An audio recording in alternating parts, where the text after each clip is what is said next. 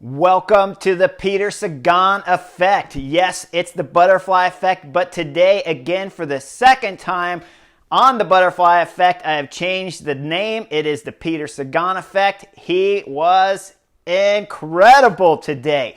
From the start, Bora Hansgrohe, they weren't even throwing down just for Peter Sagan. They were trying to put anyone in the move. Peter Sagan forces the move with him and Ghana, and those two riders just destroy 4 or 5 of the Pro Tour best riders in this Giro. The whole team, not just one guy, but their whole team. That's at least 40 riders that those two riders destroyed. Peter Sagan effect is absolutely amazing. He goes in the first break that he makes the selection with Ghana. They drill it. Guys come up to him. Guys drop back. I cannot explain to you how impressive it is when you see guys from the field jump across to you. You drop those guys. Another group of guys come. They get dropped. Another group of guys come and they get dropped. It is amazing and dominant display from Peter Sagan to have such a ride on this stage. I mean, it was flat parts of it when FDJ were chasing. At one point in time when FDJ started chasing because they're protecting the sprint jersey with Arnaud Démare, even Démare himself is on the front of the FDJ train trying to drive it and close the gap. They have the field so strung out, what's left of the field anyways. There's only 60, 80 guys left when FDJ is on the front. They bring the gap from 47 seconds down to under 20 seconds and still can't close it. Finally, FDJ get the word. They hit the stop button. That was probably a good decision. Nobody was going to bring them back. UAE Emirates gets on the front and they start driving. I can't figure out why they were on the front, folks. When this stage started, we had 2 teams, Jumbo-Visma, Mitchelton Scott, all went home. COVID related, they had some positives in the test, so they had to go home and leave. Now, I'm only left wondering when I'm watching UAE Emirates on the front, maybe they're just thinking this could be the last stage. We just got to go all in for Diego Ulysses. Maybe he can win the stage. He's our only hope.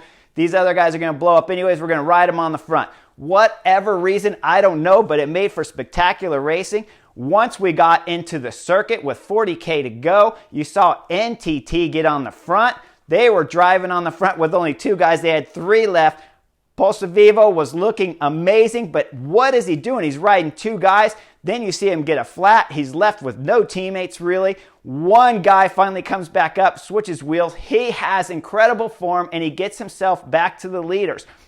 We saw Astana riding on the front. Also, Jakob Fuglsang would regret that because he would be without teammates, and he would flat and lose time on a stage when really there's not much to gain. So why run your team on the front? But there's a lot to lose if you don't have teammates left with you on the final run-in to the finish.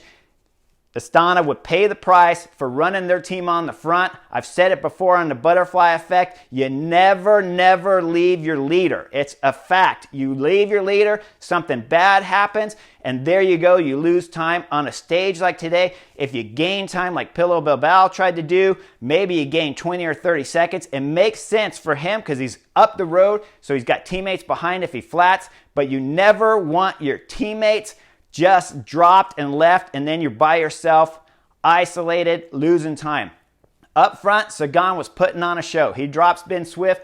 Pello Bilbao was within 3 seconds of Peter Sagan and catching him. And not 3 seconds on a descent or in the curve or along the flats.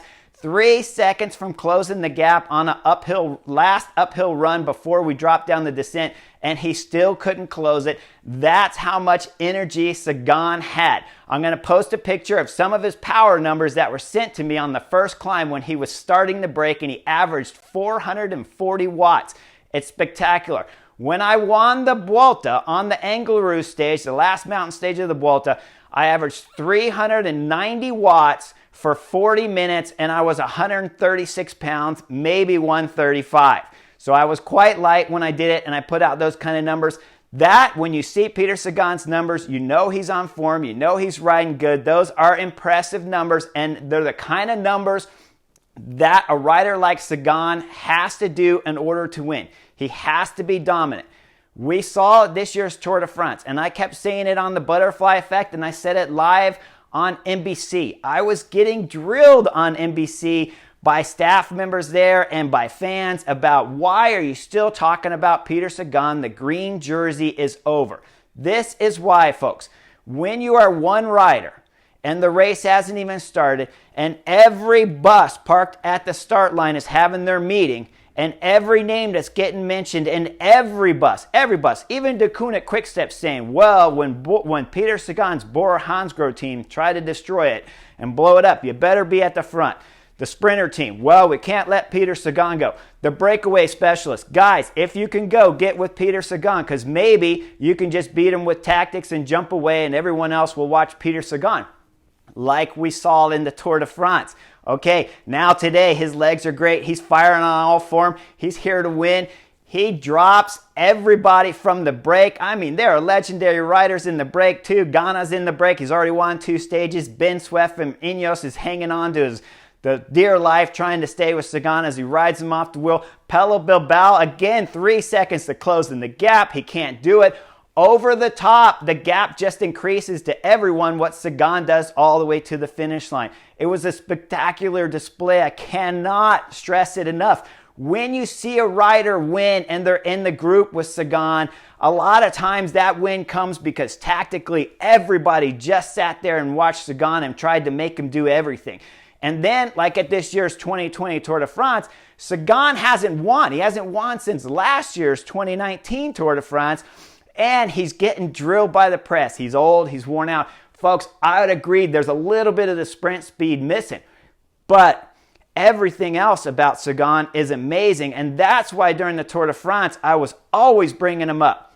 When you watch the race, and that rider affected every team, that rider destroyed 5 teams, 40 riders easily were chasing. When we call it the whole field because everybody wants to win the stage, but legitimately 4, 5 solid best teams of this Giro are on the back trying to chase Peter Sagan and they can't bring him in. He is a legend. So today it's the Peter Sagan effect. It was amazing. I love to see it and witness him winning. I saw some other crazy tactics. Again, NTT were on the front. It didn't make a lot of sense unless it's COVID related because it's a last-ditch effort. Trek Segafredo, they sent Brambilla was going up. Is Brambilla or Ciccone? Not sure which rider. There's only 12K to go. Pello Bilbao, who's already ahead of Vincenzo Nibali on GC, is up the road.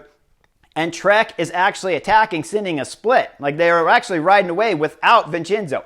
If you're riding away without Vincenzo, it's probably not a good tactic when there's already a guy up the road that's ahead of Vincenzo on GC. So, Trek, again, sit up, get back, get your leader. Let's get the tactics right, finally, so I don't have to keep drilling you here on the butterfly effect, okay? So, hats off, Peter Sagan. Guys, don't ever doubt a guy who ultimately is changing the way the race is developed, what the teams are having and who their teams are talking about in the meeting. Every team in today's race, every team, every day at the Tour de France, it's the Peter Sagan effect. Today at the Giro, continues to be the Peter Sagan effect. He's got his win under the bag. It was a legendary one. I'm sorry I woke up late. Don't worry, I recorded it. I've watched the first half that I missed. It was amazing to be part of. It was fantastic. I was cheering on my couch. I hope you guys were too. When you see a rider like this, it's a legendary thing. It's going to remember. It's going to stay in your memory forever. He will always be talked about it. Don't forget about stage 10 of the Giro. Hope you enjoyed the Peter Sagan effect, and I'll see you real soon.